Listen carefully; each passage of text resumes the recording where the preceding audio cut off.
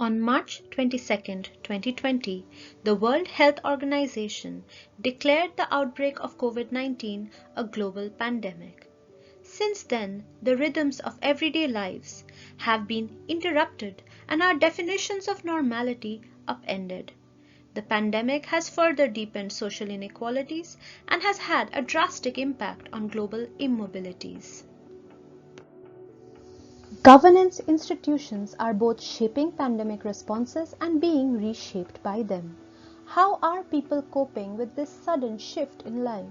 What resources do they have at their disposal to mitigate the effects of lockdowns, scarcities, anxieties, and insecurities? How do and can they deploy these? What are the human effects of this altered temporality and spatiality? How do changed rhythms of time and space work for different people? Lockdowns have meant, for some, not being able to go out to work. For others, increased levels of domestic and care work. What different forms of play have opened up as people spend long hours at home? It is difficult to capture these shifts in our everyday rhythms simply in words. With this in mind, we bring to you a curated exhibition of photographs and some text sent to us by people from different countries. This exhibition tries to capture life under lockdown across intersectional and national boundaries of class, gender, caste, ethnicity, age, and religion. They build a picture, metaphorically and actually, of everyday life and labor in the times of COVID-19.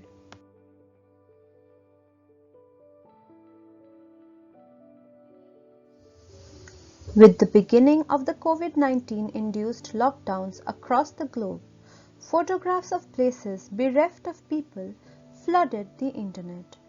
A few adjectives have found themselves repeated in many iterations: eerie, deserted, and empty. A sense of emptiness has pervaded our view of public spaces in lockdown. Empty streets, empty city centers, empty iconic tourist spots, empty shelves in supermarkets. And yet, these vacated spaces have also started conversations about other things coming into view: falling levels of air, noise, and light pollution.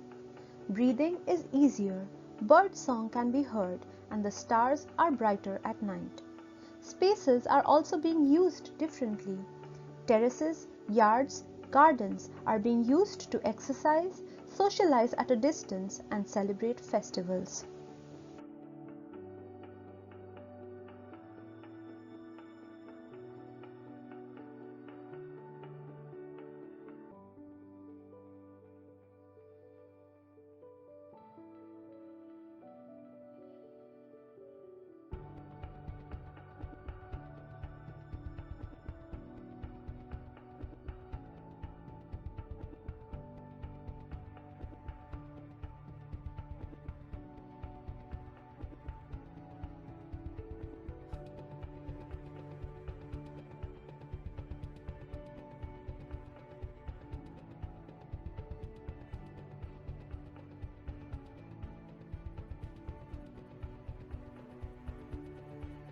While spaces outside seemed paused in time, spaces within the walls figuratively expanded with the declaration of lockdowns. Home took on a new meaning during the pandemic.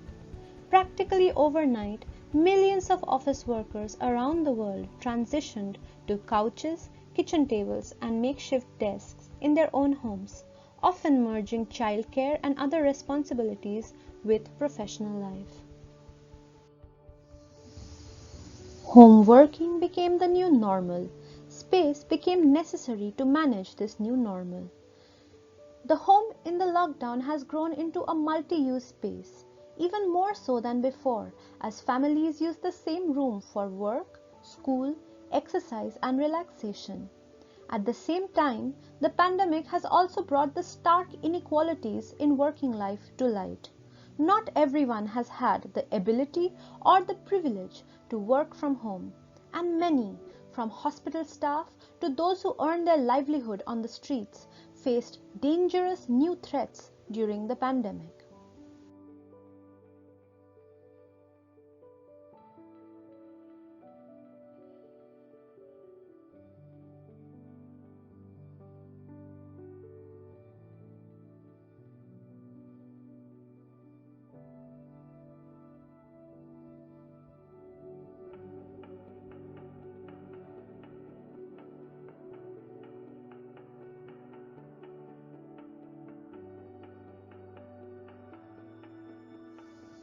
Domestic spaces have also become spaces of negotiation. Who will do the cleaning and the cooking as homebodies increase domestic work? The boundaries between care, work, and play have blurred. Children too have experienced these blurred boundaries between school and work and playing outdoors and inside the home. COVID-19 is a medical pandemic, but with gendered and racialized manifestations. While the virus has largely impacted men more than women, many frontline professions are also overwhelmingly staffed by women, putting them at increased risk. For example, 83% of nurses and midwives in India are women. Women have also been under greater stress due to increased domestic labor and increased risks of domestic violence.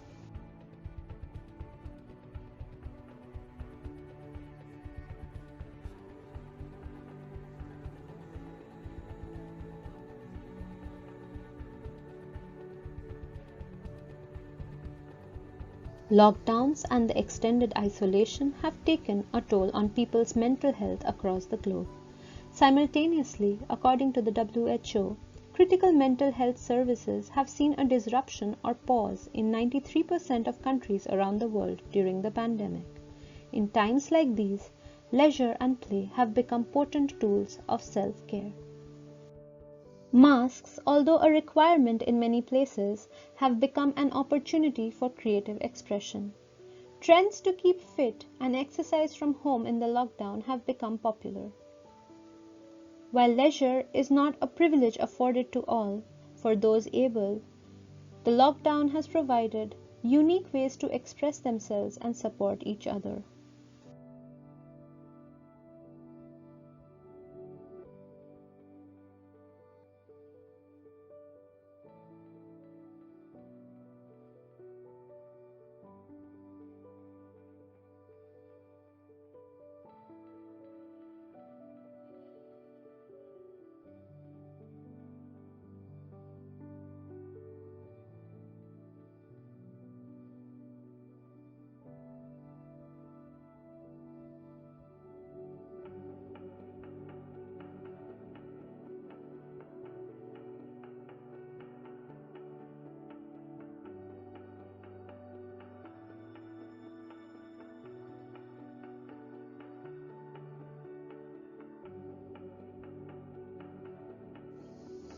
Food systems around the world were disrupted as lockdowns took hold.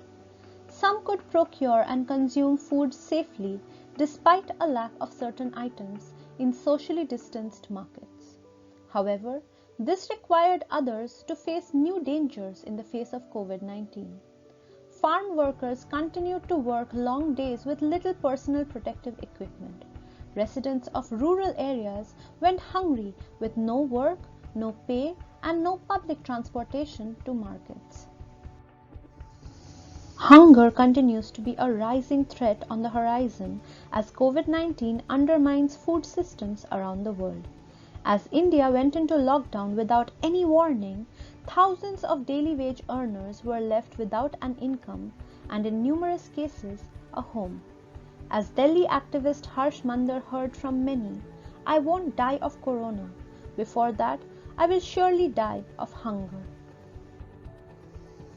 And yet, for those who have access to food, it has also become the focus of everyday life, the rhythms of the day punctuated by the making and consuming of food.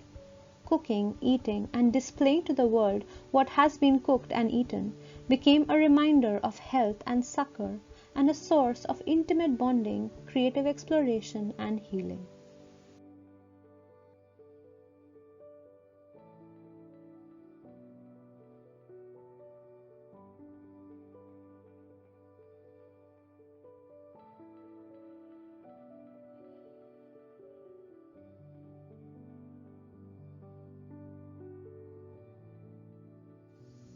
Although many have spent their lockdown at home, essential services have continued to operate, and frontline workers have continued to serve their societies.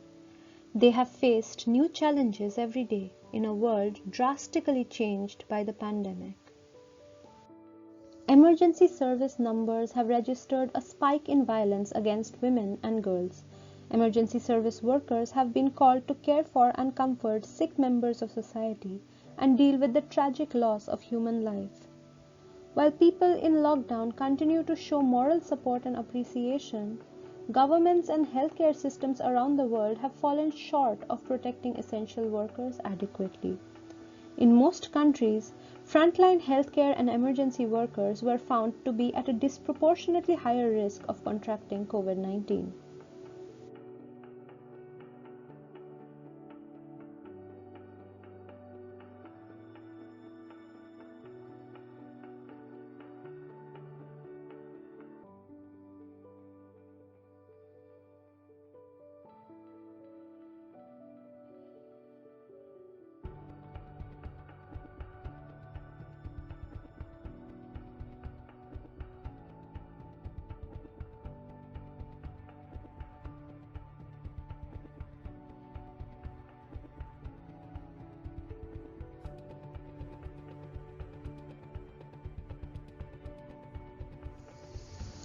While many spent multiple months in one place, others were forced to spend days, weeks, or months on the move.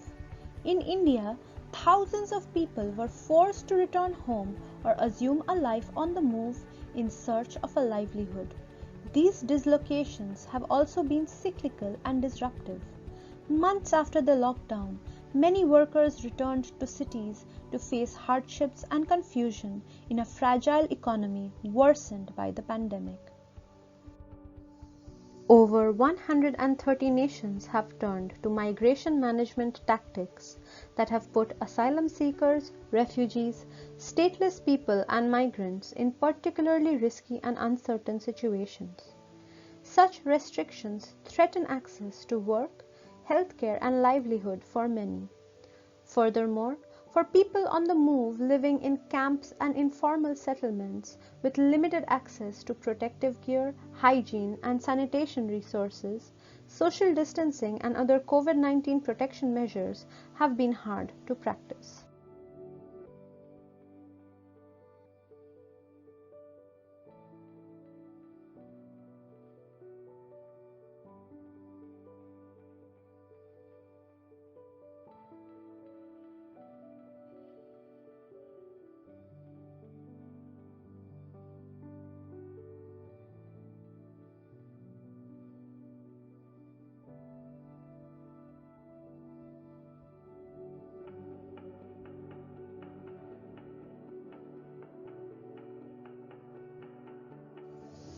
The lockdown restrictions have drastically changed working routines, social benefits, and many facets of life that were previously taken for granted.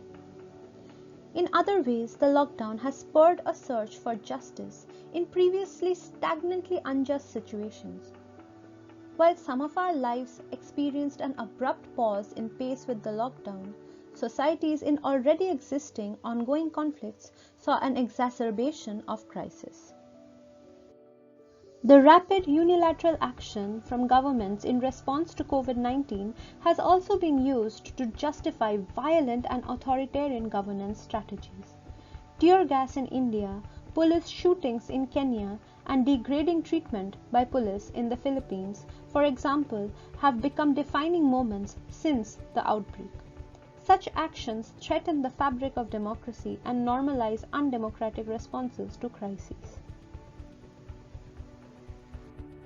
The poor and most vulnerable are often those who suffer most protractedly. The pandemic brought the systemic inequities across society into sharp and jarring focus. In the face of these angers, fears, and changes, people around the world have taken to the streets to protest structural injustices and demand reforms. The Black Lives Matter movement gained new momentum and spread transnationally as people joined the call for racial justice and equality. in solidarity around the world.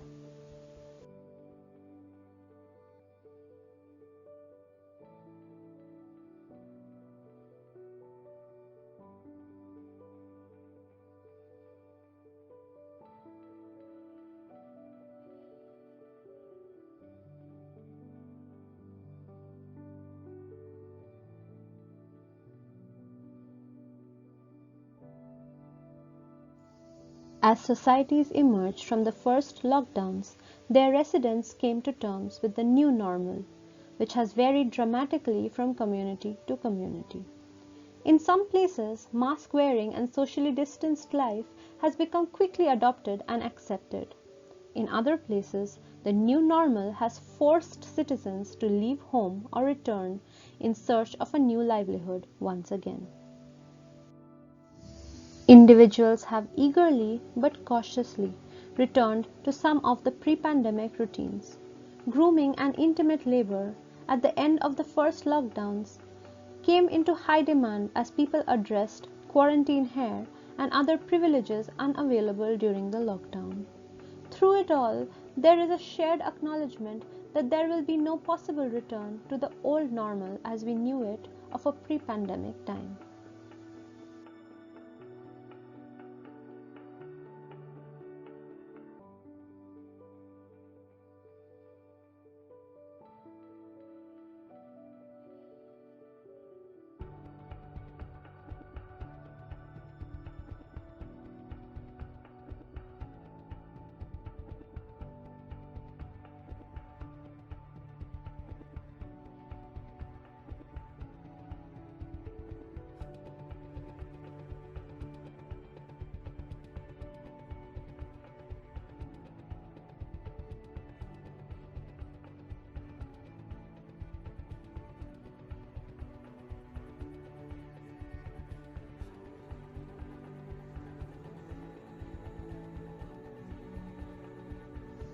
As the new normal continues to take shape and the world confronts potential multiple waves of the pandemic, considerations surrounding governance, immobilities, social inequalities, and resistance are increasingly salient. The global character of COVID-19 necessitates a global response that ensures democratic redistribution of resources, equipment, and knowledge. At this pivotal moment, we may see more radical and progressive notions of society, or we may see increased backsliding into authoritarian tendencies and a loosening of regulations on key issues such as climate change, migration, discrimination, and equity. The way in which we move forward as a global society will define and shape our post-COVID world.